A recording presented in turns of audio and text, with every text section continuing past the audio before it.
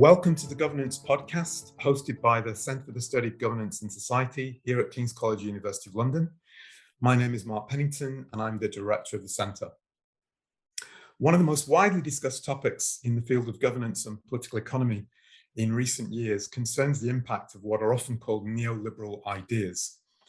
Much of that debate has focused on the extent to which many of these ideas, broadly associated with the promotion of markets, and which rose to prominence in the late 1970s and through the 1980s, have continued to be influential in the post-financial crisis era and now in a COVID and post-COVID era, which has witnessed massive government interventions in economic life. We're very pleased to have with us today someone who's written extensively and authoritatively on the topic of neoliberalism, Professor Will Davies, who's based in the Department of Politics and International Relations at Goldsmiths, University of London. Among many other works, he's the author of the 2016 book, The Limits of Neoliberalism, and most recently, a new special issue of the journal Theory, Culture and Society on the topic Post-Neoliberalism, ? So welcome, Will. It's very good to have you with us today. I wonder whether we could start off by talking about this new special issue of Theory, Culture and Society, which you've put out together with Nicholas Gain. What was the motivation for putting this volume together? Yeah, thanks. And thanks for having me on the podcast.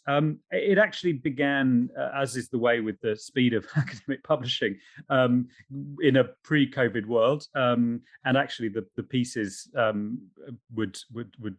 fairly clear on that, I think. I mean, it's many of the pieces were written, I guess, over the course of sort of 2018-19, that kind of time. And the initial motivation was that at the particular historical moment of, I guess, 2016 was a big year for people asking what was happening to globalization, what was happening to neoliberalism, what was happening to the liberal elites that had become the target of these so-called populist revolts in the form of both the Brexit referendum, but also obviously the election of Donald Trump. Of course, there were also various so-called populist movements on both the left and the right that had been emerging across Europe in particular from roughly 2012, 13, that sort of time onwards, with Syriza and Podemos on the left, Le Pen, Salvini, the AfD on the right, these sorts of parties. And I think there was a sense that many people shared, particularly when Brexit came along and Trump, that this was a revolt against some sense of neoliberalism, some idea of neoliberalism, certainly against globalization. And after all, people like Farage and Trump spoke very explicitly about how they were taking aim at what Trump would call the globalists or the global elite and these sorts of things. People like Steve Bannon were also kind of fervently against these elites. And initially, this looked like it was a crisis for neoliberalism.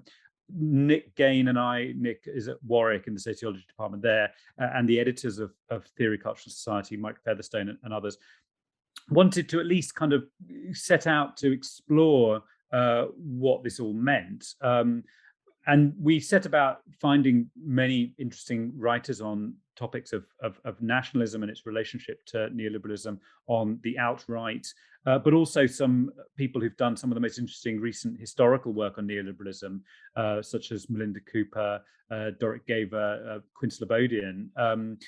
And I think as the issue came together, and also as more slightly more nuanced perspectives on these populist uprisings started to emerge, it became we sort of rode back from the idea that these revolts were strictly post and neoliberal, because clearly, as many people have pointed out, including Quinn Slobodian, but also others like Philip Mirowski and people like Michel Fair and others, that maybe this isn't necessarily a kind of post-neoliberal, but is perhaps as William Callison and Zachary Manfredi's volume Mutant to Neoliberalism has it, is a kind of mutation in a gene that can be traced the whole way back to the 1920s.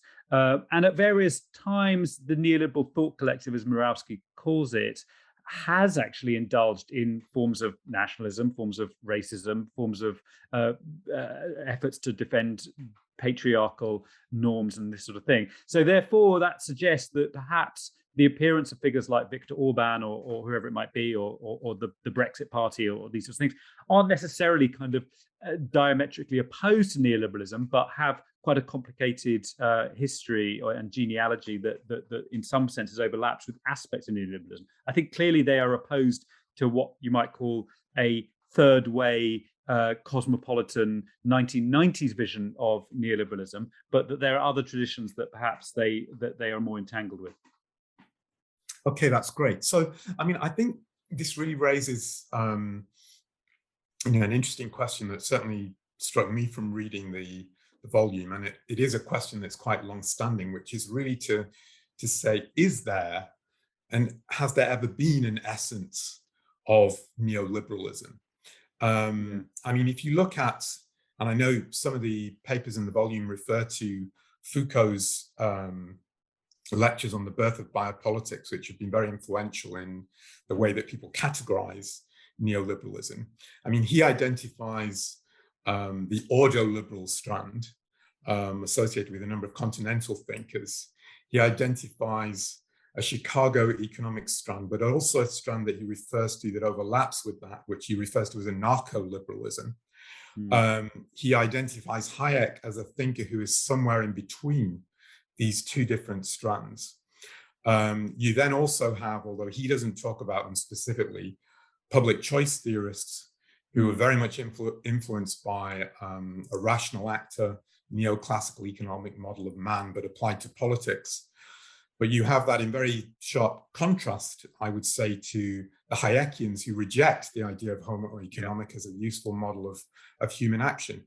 So when you have all of these contradictory traditions, they're not completely contradictory, they do overlap in certain areas. To what extent can we say there is an essence of neoliberalism? Yeah, I think, I mean, as someone who has a background in sociology and has also written quite a lot about Foucault and been influenced by Foucault, I'm nervous of talking of essences because that implies that there's something kind of metaphysical going on, or some sort of ontology that has a kind of some sort of inner a sort of kernel of truth or a logic that is transcendent in some way. And I certainly would not suggest that. I think that we know, as a matter of historical fact, that many of the figures that you've just referred to were co-travelers within what Philip Mirowski called the neoliberal thought collective. And for Mirowski, it was a network that Hayek was crucially involved in, founding the Mont Pelerin Society in the 1940s.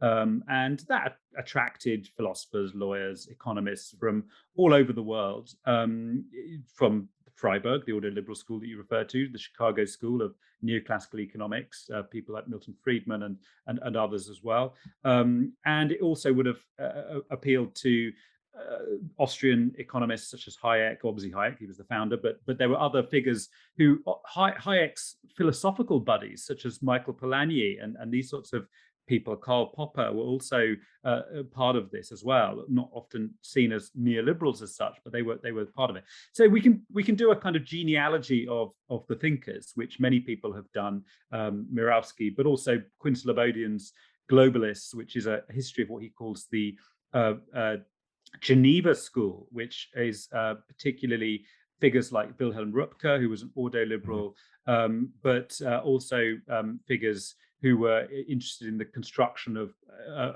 multilateral institutions that ultimately became realized, Slobodian argues, in the World Trade Organization in the 1990s. So there's a lot of work that's been done on that, and there's other very good histories. Nancy MacLean on the public choice school,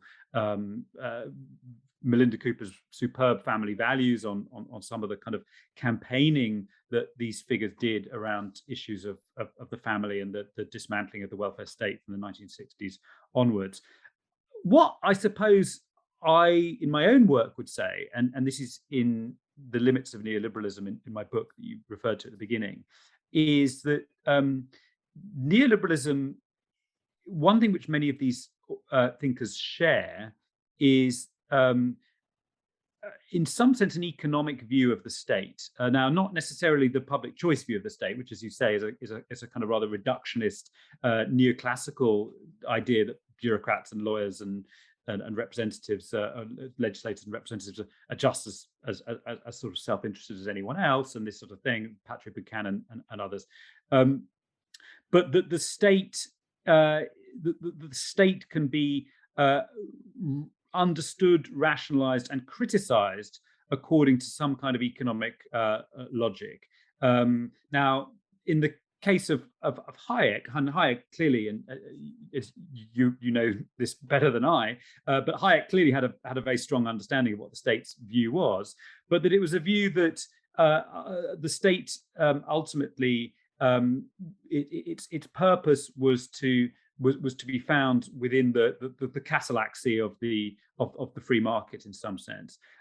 So there isn't the same liberal sense of a separate domain of politics in which there are these sort of rights and freedoms and so on, which are in a sort of separate ontological domain from the political, in the way that there would be for someone like John Stuart Mill and these sorts of figures, for whom, as criticized by Polanyi, the political and the economic belong in very different spaces. I mean, Hayek's very clear in The Road to Serfdom that economic freedom and political freedom are the same thing, and Milton Friedman and others bear this out. So the state is a type of economic actor, although it is an exceptional economic actor because it has particular exceptional capacities and purposes and so on. It's not simply like a firm in the way that, you know, some quite reductionist sort of economistic views might suggest. So the second thing which I would say is that the state has a particular function in the upholding of competition of one kind or another. Now, the definition of competition is very various in the tradition of neoliberal thought. Of course, there are ordoliberal views of competition which are quite sort of formalistic and strictly anti-monopolistic and so on. And then there are Chicago views of competition, which are much more sympathetic to competition.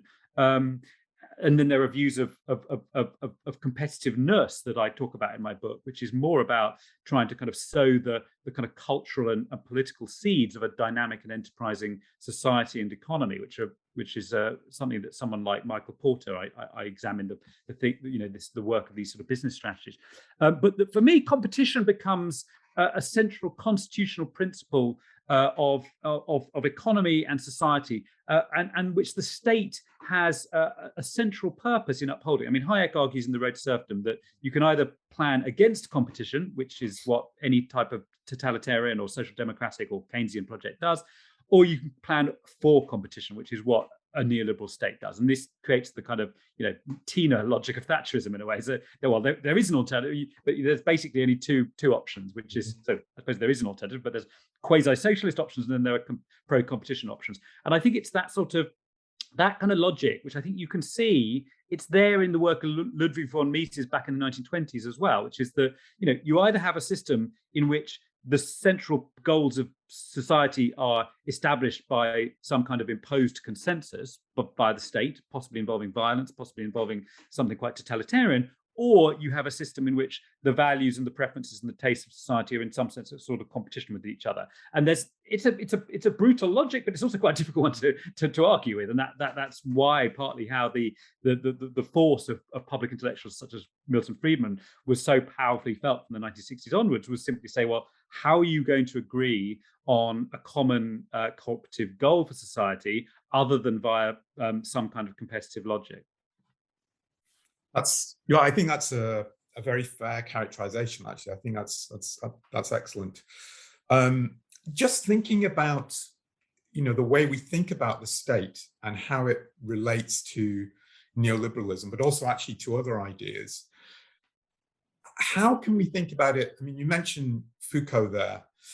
If you think about Foucault's understanding of the state, I mean, in my view, as I see what he's saying, is that the state, like anything else, has no essence.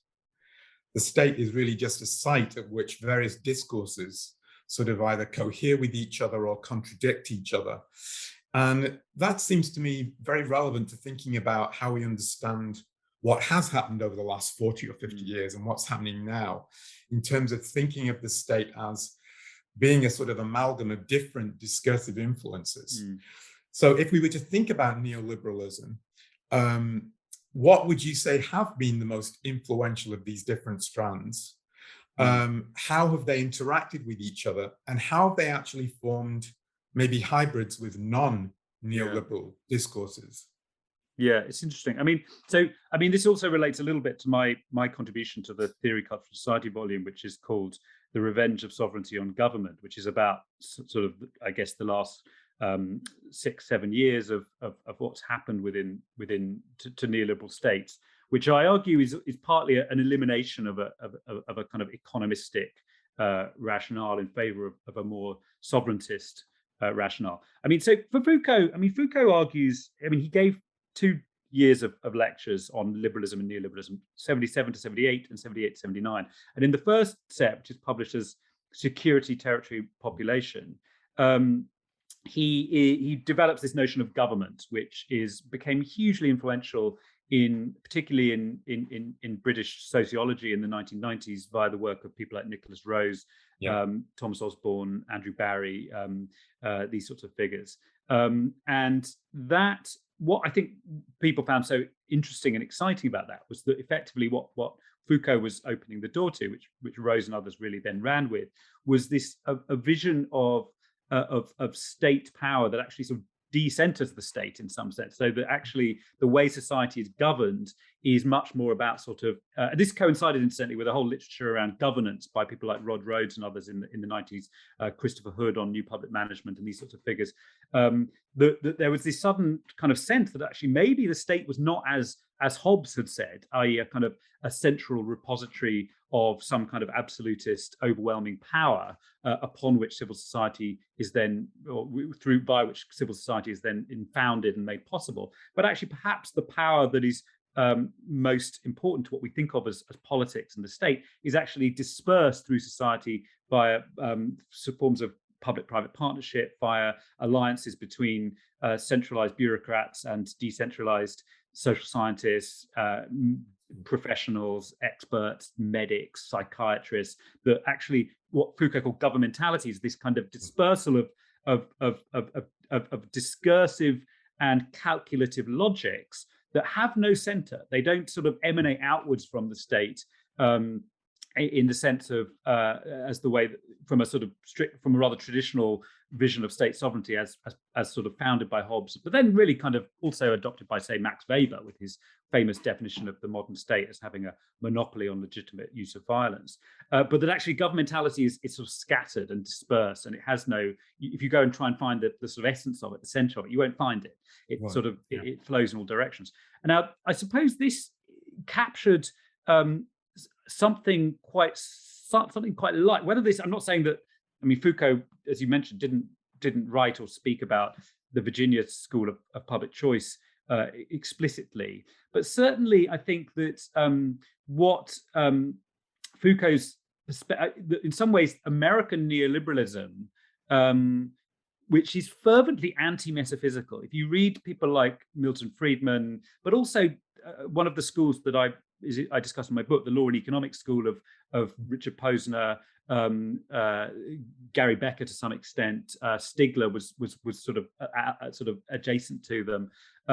What they were particularly concerned with, and I think this is a tradition that comes up from American pragmatism, actually, which isn't necessarily on the right or the left, but which is trying to strip politics of its metaphysics, trying to turn politics back into a sort of rather prosaic, mundane question of who benefits. You've pursued this course of action. What are the costs? What are the benefits? This is a very sort of mundane, rather sort of, commonsensical approach to both politics and law, which is, well, you say this law is good, but what are the effects? Like who's actually benefiting from it? Maybe it's not a good law because maybe we can't kind of prove that it actually does anyone any good. This is the kind of rather sort of, I suppose, kind of deceptively simple logic of the Chicago School and the Law and Economics movement, and also of public choice school, which is because after all, it can be, you can use it to dismantle potentially quite important laws as well. But it's a sort of rather anti-metaphysical view. Now, you could say that the governmentality school and the focus on governance, which really took off in the 90s, came about at a time when states appeared to have rather given away their sovereignty, that they'd given it away to the global market, a sort of era of, this was a time when great Alan Greenspan famously said, it doesn't matter who's the American president anymore, because ultimately market forces rule the world. That ultimately, politics is just sort of for show, and actually real power has now been sort of completely handed over to the sort of sublime force of the global economy in some way. And the rest is just, tinkering with governance mechanisms, trying to align incentives of public servants and teachers and doctors, and sort of everything becomes rather mechanistic and empiricist in some way.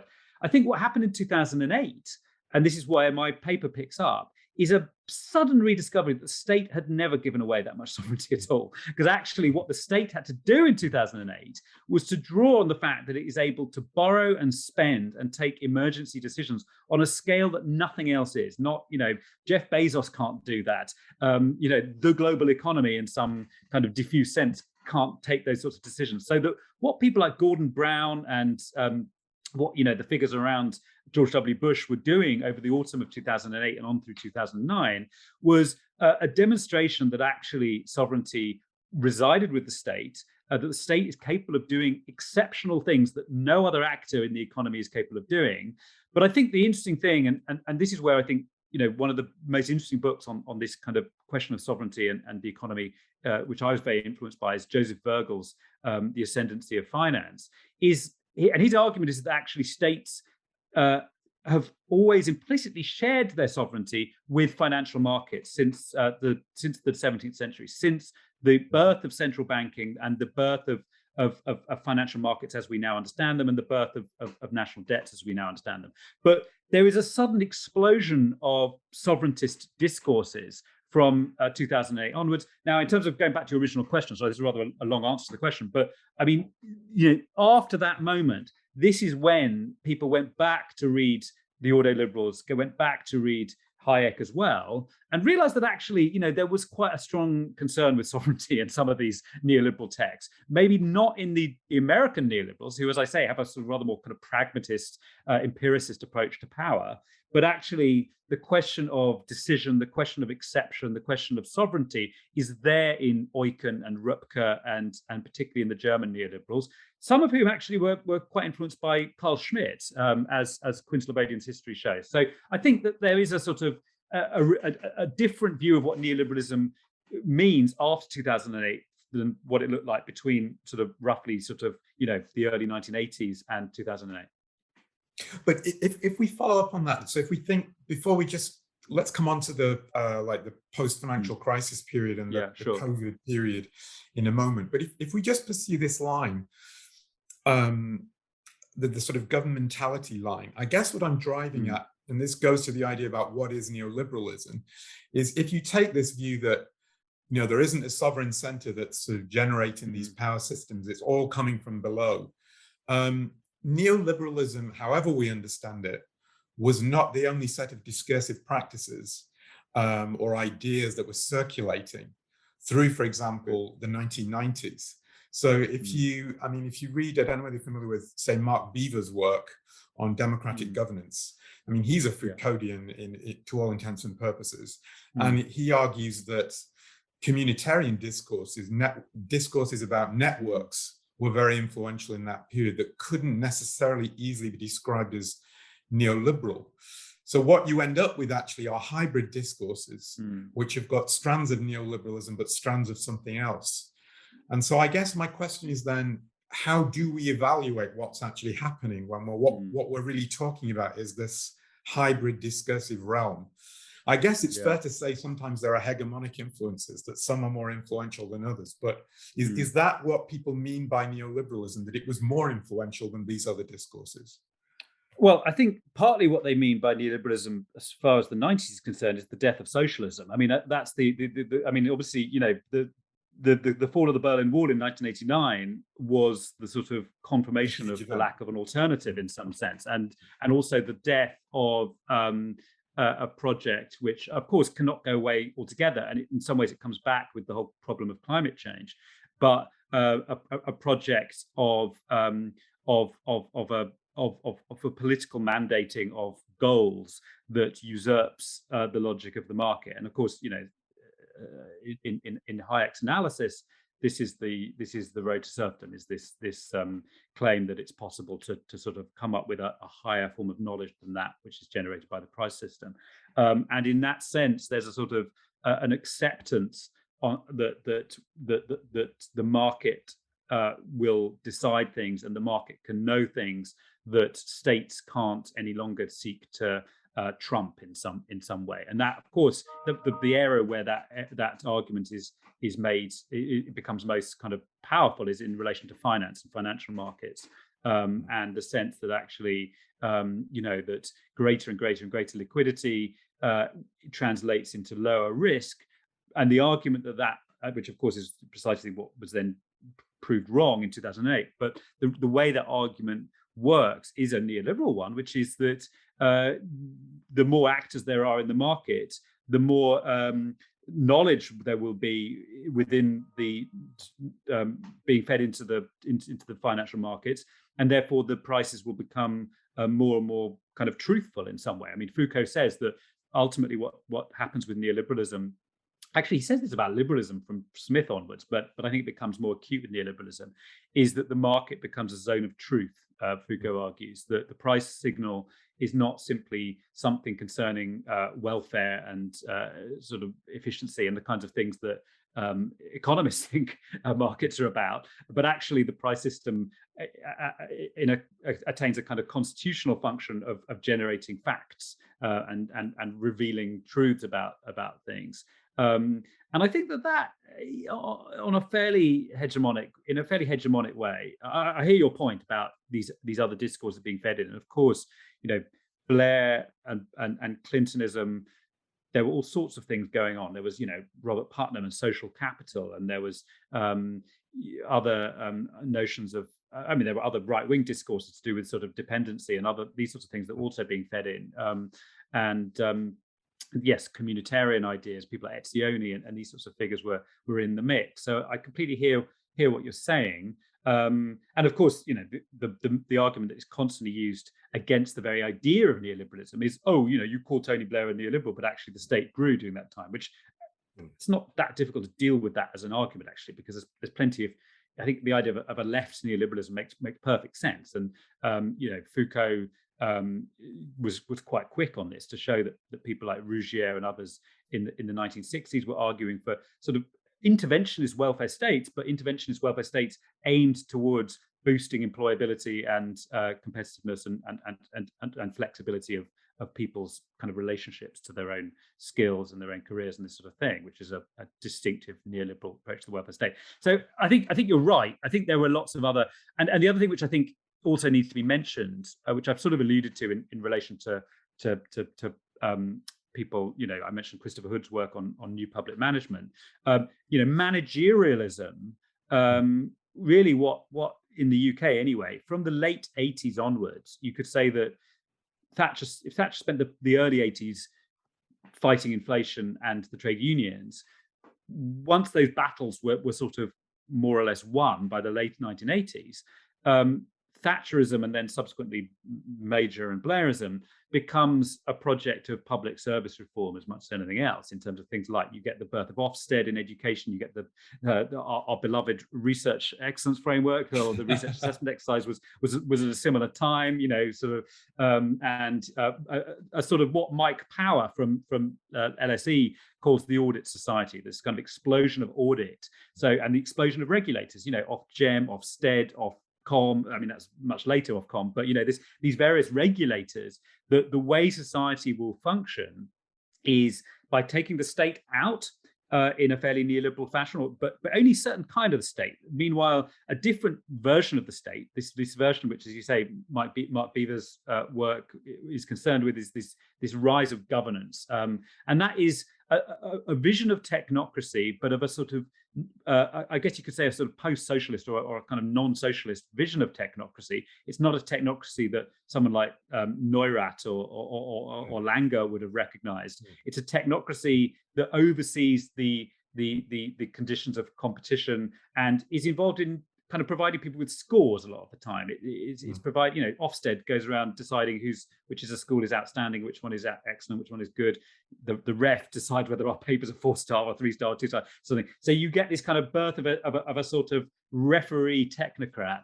And in my book, The Limits of was that so? It's a disciplinary regime, you could say. It is a disciplinary regime, but it is, but it's discipline via competition, because Foucault's notion of discipline in Discipline and Punish is a normalizing disciplinary power, which is trying to teach people to become average, basically. So it's about trying to show people how to, you know, use a knife and fork in the correct fashion, or to stand in line. Whereas this is a form of disciplinary power in which we're constantly trying to outdo the person who's doing better than us, effectively.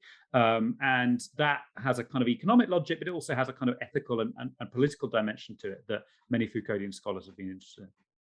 So do you see, you know, what we have at the moment? I mean, lots of people are going on almost incessantly, it seems to me, about the importance of big data, artificial intelligence, all of these sorts of things.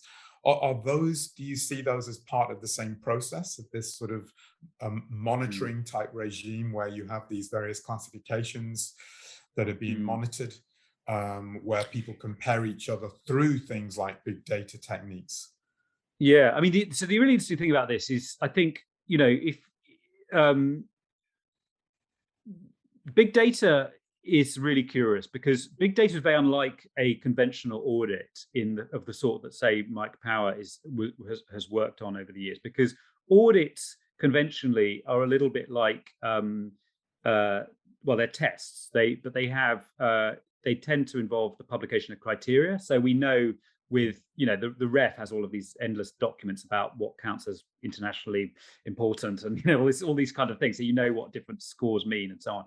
So there is a very important emphasis within liberal and neoliberal governance placed upon the idea of transparency, which is about, so we've got these categories and we've got these criteria, and therefore you know how you're going to end up in these different categories, because we're also making these criteria known to you. Now, of course, I mean, something like the ref is a curious one, because after they decided everything, they then pretty much pulp all of the evidence. So there aren't very many ways of going back and finding out why your paper was given the mark that it was, or anything like that. But nevertheless, there is some kind of form of procedural regularity.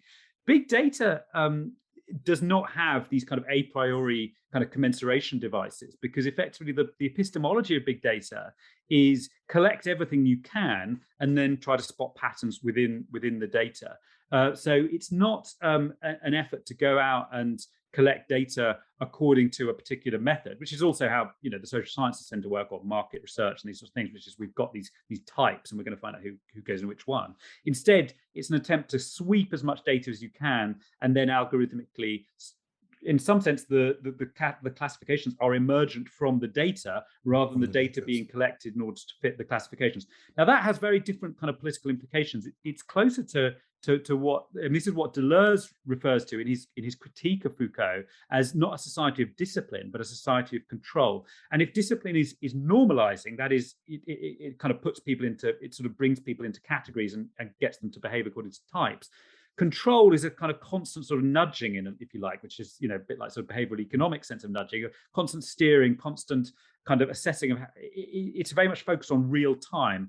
And the interesting thing to me about big data is that the precedent for big data epistemology is the one precisely that Hayek found in the catalaxy of the market, and has been celebrated by those who have in the past have held up financial markets as the kind of height of transparency and the height of reason. Because in a way, what, you know, the price signal of a financial market is doing is providing this constant update on how things are right this moment. They are, you know, what some people call kind of nowcasting, as opposed to kind of future forecasting devices. And in a way, you know, the promise of big data is to be able to put decision makers in touch with everything as it is at the moment, in some way, that it's a kind of a sort of hypersensory device rather than a hyper rationalizing device. And that I think is, in some ways, owes more to the Hayekian critique of social science as he developed in the 1930s, you know, of scientism in social science, than it does to the traditions of audit and social science themselves. Wouldn't that depend, though, on how how people do actually conceptualize what big data is about. Because I mean, one of Hayek's key points is that prices are different. Prices are not the same as statistics. And Yeah, it sure. strikes me a lot of people who speak about big data equate data or statistics with the kind of thing that prices do. And that's precisely one of the things that Hayek would have denied, on the grounds that there's an awful lot of tacit information that people have that actually cannot be expressed in a statistical form. So, I mean, my take on that would be, you know, people in a market economy can use big data in different sorts of ways. But if you're taking the Hayekian view, it cannot be a replacement for what prices do, because prices are not the same as statistics. No, but I mean, if you say, it depends what kind of data we're talking about, of course, but I think there's an important epistemological distinction between, let's say, a theory-led data collection process, which I think is what someone like Hayek was opposed to, because it was a kind of Platonism, effectively. It's like an elevation of ideas above experience and sensations. Which is what most social sciences are. So, you know, if you were a sociologist of stratification, you have these different types of where people are in terms of the sort of professional classes and so on. And you then, on the basis of that, you design your survey instrument in order to decide what to put people, where to put people in. So it's sort of theory leads research design, and then kind of determines methodology and in some sense influences data. Whereas what I think is really interesting at the moment, and Mike Savage's new book on inequality is really good on this, is the effectively what we mean by big data is sweeping up quantitative evidence that happens to have been accumulated by default, not by design. And Savage is, you know, one of the great examples of this for Savage would be Thomas Piketty, because what Piketty does, where his work on inequality comes from over hundreds and hundreds of years, is going into kind of archives in the way that historians habitually have done, and finding it in sort of tax records. So it's not about trying to kind of use devices that have been built in order to find information about inequality. It's trying to kind of sort of inductively sort of piece together on the basis of the data that's lying around. Now, this then means that the question of the completeness of data is no longer one about validity of theory, but about extent of surveillance. So the quality of big data, or the sort of the validity of big data, in some sense, comes down to the sort of the reach of one's platform.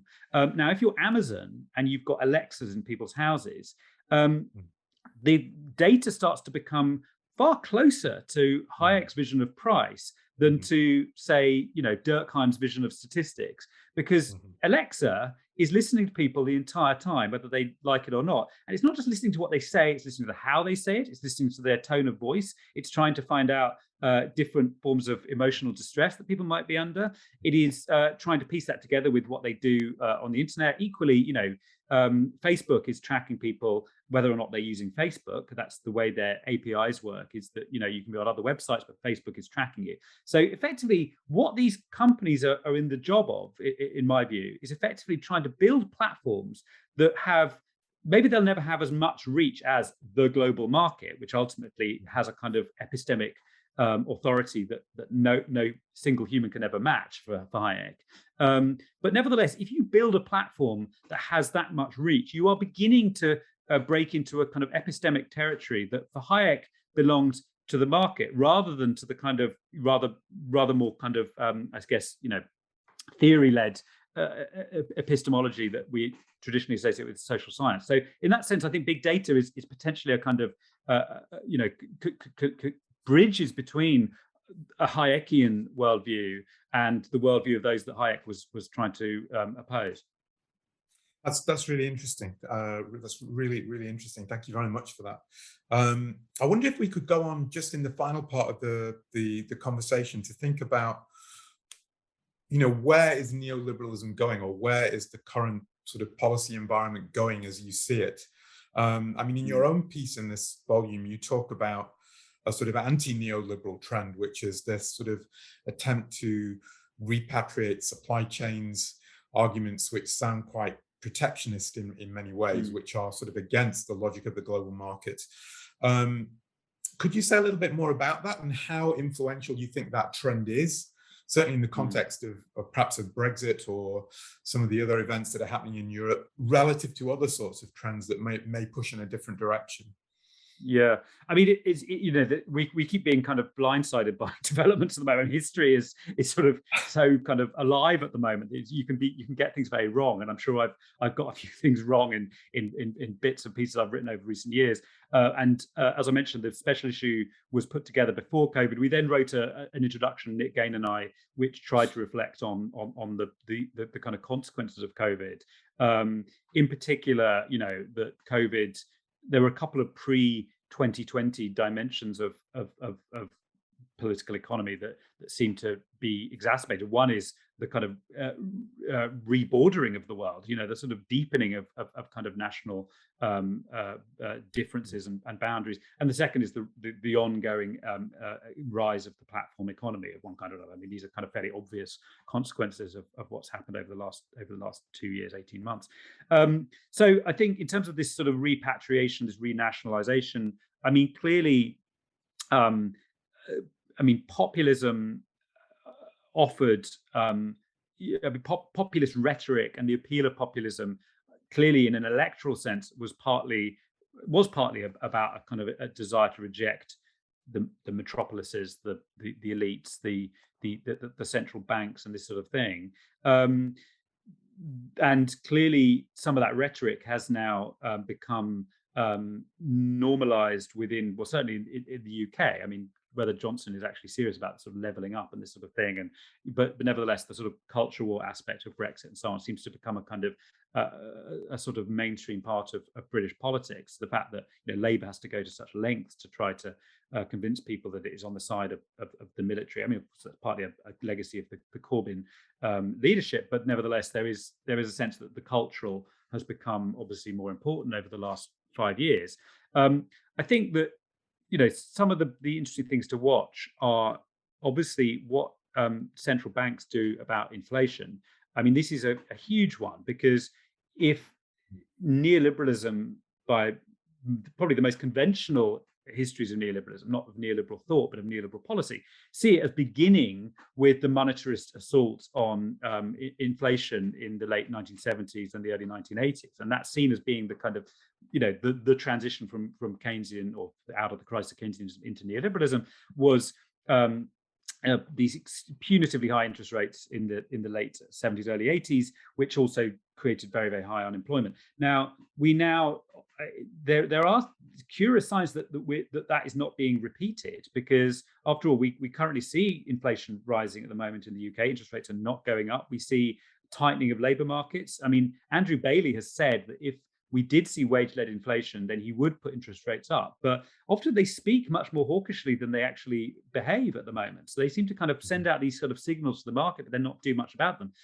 Jerome Powell in the United States in the summer of 2020 said he would now be prepared to accept some kind of, I can't remember how he put it, but sort of medium-term inflation. He sees that as being a something that he would accept. Again, this is a complete defiance of sort of Friedman economics and so on. And I think that has to partly be seen in the United States against the backdrop of a possible collapse of the republic, really. I mean, what happened in January of this year with the storming of the Capitol, I think there has to be, there seems to be a recognition that unless there can be some kind of greater sharing of prosperity, which might involve some tightening of labour markets, wage inflation, and so on, that actually there might be a very, very serious political fallout. Now, that in that sense, that is the kind of end of neoliberalism. There's a terrific blog post on the New Left Review blog post by the French economist Cédric Durand called 1979 in Reverse, which basically makes this kind of argument that I'm currently making. Actually, that's probably where I've sort of been very influenced by that particular piece. But it's trying to look at how some key tenets of neoliberalism have been abandoned. Meanwhile, of course, there is the fact that Brexit is sort of kind of more or less out of the way at the moment, and Biden is in power, means that the English-speaking world is no longer quite so alarmed by the sort of drift towards the power of the far right.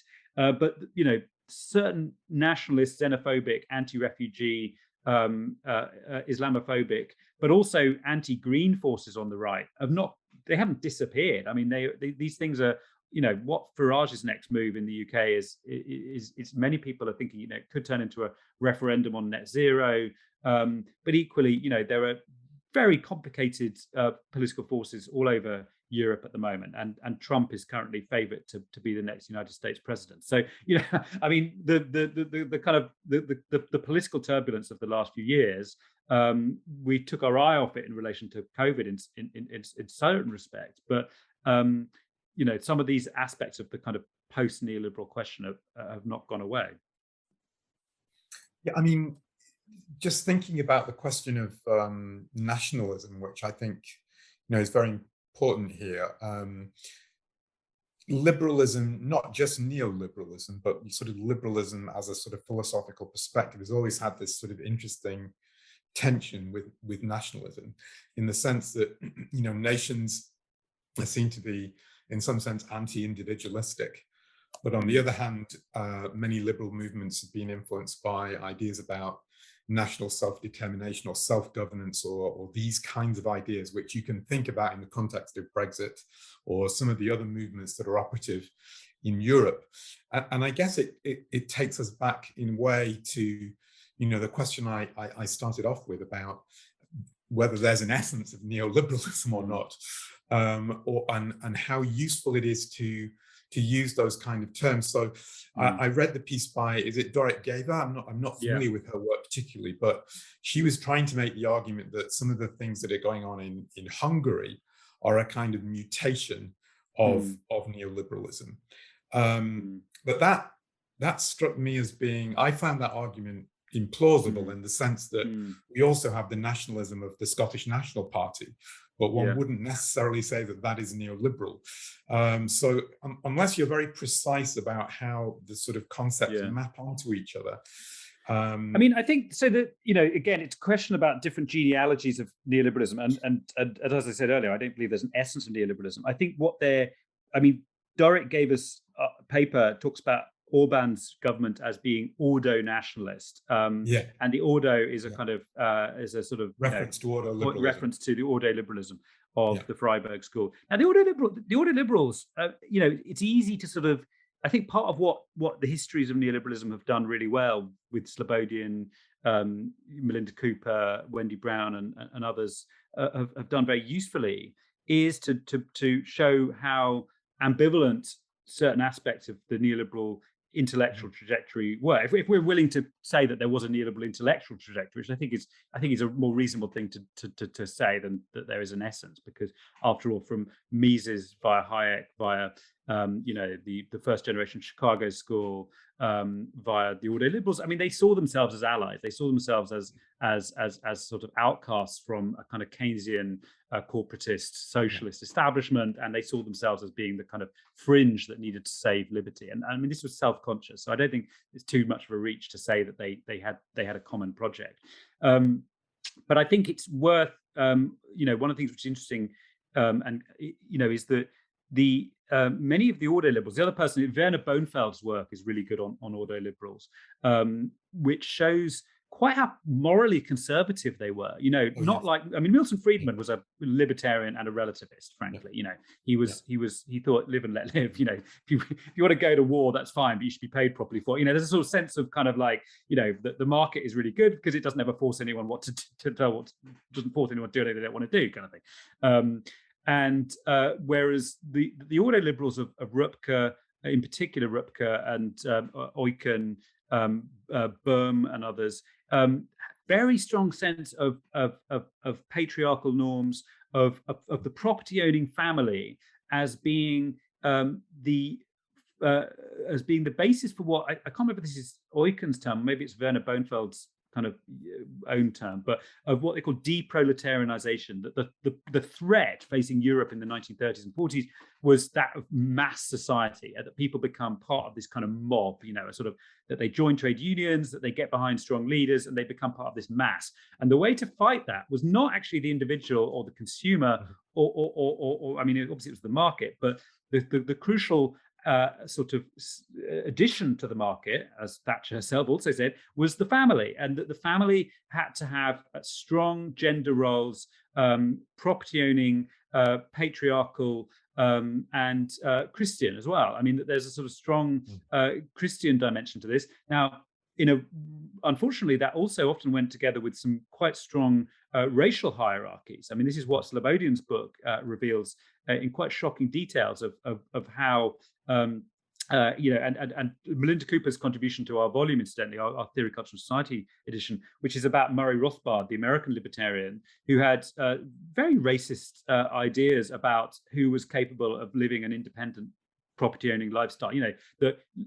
Yes, liberal individualism, but not for everybody. That some people have the kind of biological makeup that allows them to become strong property-owning decision makers who can act in a kind of rational, independent fashion in a market society, but not everybody. And I think that again, also Nancy MacLean's work on public choice reveals some very ugly racial dimensions to some of the kind of early concerns of people like Buchanan. Now, some people might say, well, eugenics was accepted across the political spectrum in those days and so on. So it's not that they were sort of uniquely racist, but nevertheless, you could argue that there is an aspect to their arguments which that drew in important ways on ideas of what was natural. That I think is what is worth hanging on to, is the recognition that they themselves were kind of essentialist about certain things. I think that's a fair point about the ordo-liberals, the kind of communitarian or conservative aspect. There's a moralism there. I think that's a fair point. I also think you're right about some of Rothbard's ideas, or some of the people associated with him. And it's actually been responsible for a kind of schism in the libertarian movement in the United States because of those associations. I don't think, and I hope you don't mind me saying this, I don't think MacLean's portrayal of Buchanan is accurate at all.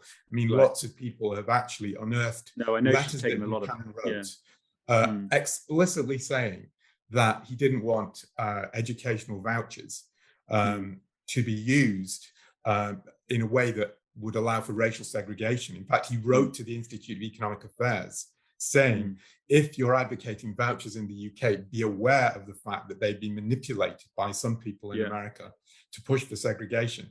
I mean, Buchanan was an egalitarian. He believed in 100% inheritance tax. So he wanted most things to be left to the market because he felt it was more, in his view, democratic than politics. But I don't think it's fair. I think she's wrong to characterize him as having racist overtones. Right. Okay. Yeah. No, well, I'm glad you did say that, because it's it's important to offer the other side. I know that book was extremely controversial. I mean, I think that Slobodian's more recent work, it's not in this volume, but I think he's currently working on this. But he has this article. If anyone Googles Hayek's Bastards, I think it's called, but which is about particular figures on the American libertarian right who basically dropped all of what looked like almost the sort of quasi-social democratic aspect of Hayek, which is, we need to kind of pay for roads and pay for, a basic social safety net, and the stuff that's in the road to serfdom and actually looks quite left-wing by some standards. But there's a set of descendants who have grasped very heavily onto Ludwig von Mises at the Mises Institute in Alabama and these sorts of places, who have basically sort of tried to ally an extreme kind of anarcho-capitalist respect for the market with a kind of eugenicist and nationalist idea of how the market will, what kinds of hierarchies should, I'm not sure if it's will or should, but somewhere between the two, will emerge once you have a properly competitive, properly enterprising economy. Then these more kind of eugenicist hierarchies will emerge, and this is partly, I think, if I don't mean to kind of Quinn should speak for his own work, but I think it's partly an attempt to sort of grasp kind of was Trump purely an aberration and a sort of disruption against the market, or could we see Trump also actually as sort of something that has emerged from within the American right, which is actually not necessarily the kind of enemy of neoliberalism, but a kind of splinter movement that, along with sort of Charles Murray and concepts of intelligence science and this sort of thing has turned heavily towards notions of biology, of nature, of race, of sort of nationalist notions of difference, and has tried to kind of marry all of that in ways that other neoliberals would have nothing to do with, let's be very clear, but has tried to marry a lot of that stuff to some kind of argument for a sort of, red-blooded free market capitalism. If you're looking for a good example of that, I would point to Hans Hermann Hoppe, who was very influenced by Murray Rothbard, and who has explicitly got, I would say, a sort of racist reading of a certain kind of libertarianism. So I'm not sure whether Quinn Slobodian has looked at him specifically, but if you're looking for someone who fits the description of what you just put forward, it would be him. But interestingly, his PhD supervisor was Habermas. So there are interesting connections there. I don't believe Habermas for a minute endorsed those kind of views, but if you're actually looking at the genealogy of these people's ideas, it'd be interesting to try to understand how someone like Hoppe, who's influenced by, on the one hand, a Rothbardian interpretation of Austrian economics and Habermasian ethics at the same time. He's a very interesting character.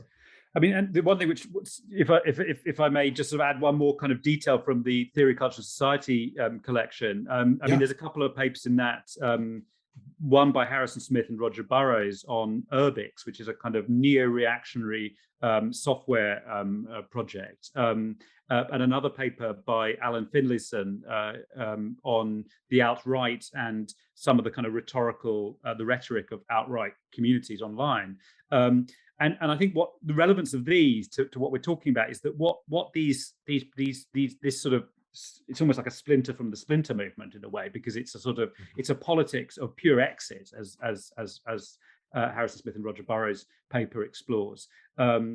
It's a politics of such a radical libertarianism that it wants to sort of effectively abandon territory altogether in some way, a bit like with sort of seasteading and the kind of Peter Thiel stuff. But equally, what Alan Finlayson's paper shows is the sort of this hatred of what is perceived to be a politically correct liberal elite. And I think that what those movements suggest is that the neoliberalism of, if we can call it that, of sort of the 1990s third way, sort of left a kind of a legacy of, or whether you call it neoliberalism, whether you call it kind of governance, governmentality, and so on, but it sort of created this kind of professional managerial class of technocrats, of the people running all of these kind of, regulators, central banks, Ofsted, Ofgem, Off whatever. The world seemed to now be run by these sort of overeducated liberal metropolitan types who seem to have all of this power. They weren't elected. They didn't seem to respect the market. Who the hell were they? Oh, they will probably all know each other, and they're all voting for these kind of centrist liberal parties. And that just as in some ways Brexit was a kind of rebellion against that class, whether real or imagined, equally, I think what Finlayson and Smith and Burrows' paper is about a sort of really kind of very radical rejection of everything that the government and the state seem to have become, initially in the name of some vision of globalization and so on, but ultimately that this had become another form of kind of big state socialism. And this idea that actually, all of these central bankers are probably sort of, and some of it verges into forms of racism and anti-Semitism and so on, but a conspiracy theory. This is the more radical end, and this is the end which doesn't have an institute in Alabama and a think tank in Washington DC. This is the stuff that goes on online, but arguably is quite powerful when it comes to the early career of some political career of someone like Donald Trump. Okay, well that's great. So I wonder if you could just finish off by saying what's next for you. What are you going to be working on next? What am I doing? I mean, I'm quite interested in inheritance at the moment. So I've been kind of doing this work for a while, trying to think through different notions of inheritance, both in an economic, ecological, and existential sense of which, of course, I mean, Piketty's work and and others, has done a lot to highlight how important inheritance has become within contemporary capitalism. So that's something which I'm trying to kind of develop into a larger project. I've done some initial work on it, but that's something I want to explore, because it's a concept that I think, particularly thanks to Piketty, people now are really very aware of the sort of, people are studying the super rich, people are looking at things like family offices and these sorts of things that manage wealth. Brooke Harrington's work on wealth management is fascinating. But I think that's something which I'm trying to sort of look a little bit more into at the moment. Okay, well, that sounds great, and look forward to reading about that in due course. So thank you very much, Will Davies. Thanks very much for having me.